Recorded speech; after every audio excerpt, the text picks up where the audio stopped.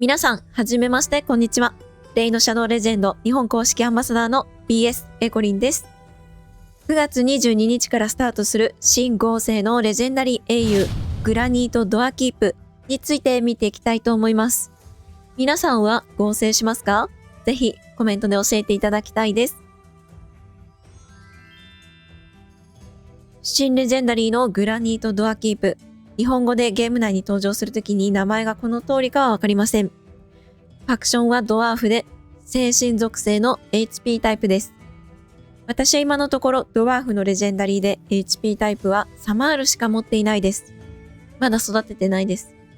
スキルを見ていきましょう。自分の考えを話していきたいと思います。間違いがあったらすみません。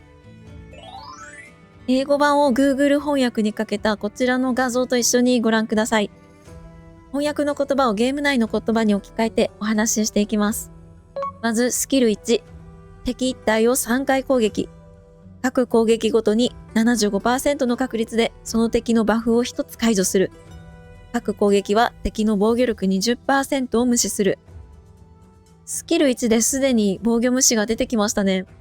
同盟攻撃に良さそう。そして3回攻撃なので炎の騎士にもいいですね。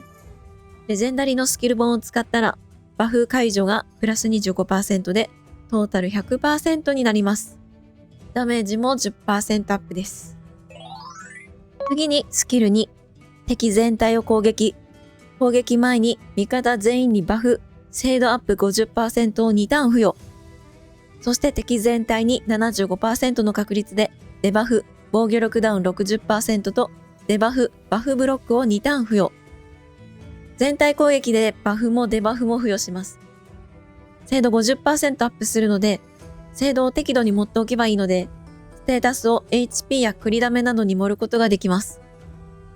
レジェンダリーのスキル本を使ったら、ダメージプラス 20%、バフデバフ発動率プラス 25%、クールダウンマイナス1で3ターンになります。次にスキル3、敵を1体攻撃。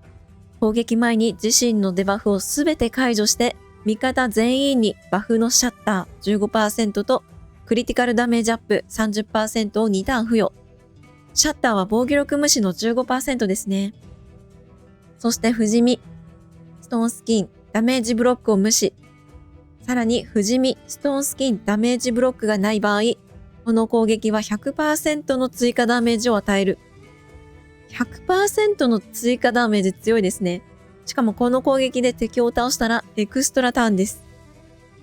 レジェンダリーのスキル本を使ったらダメージプラス 20%、クールダウンマイナス1で4ターンになります。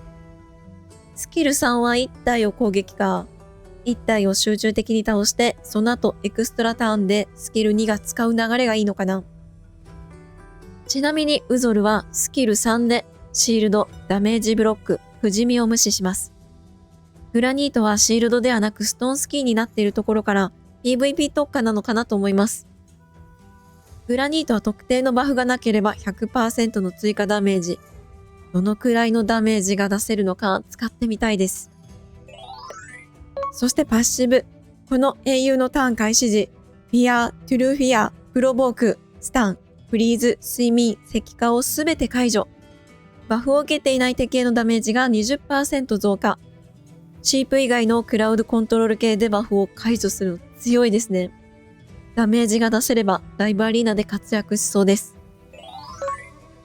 オーラはすべてのバトルで仲間のクリティカル率が 20% 増加です。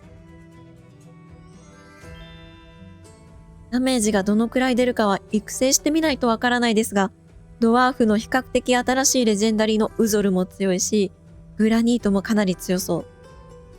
PVP で強さを発揮しそうですが、バフも味方全員につけていくので、ヒドラにも有効かもしれないですね。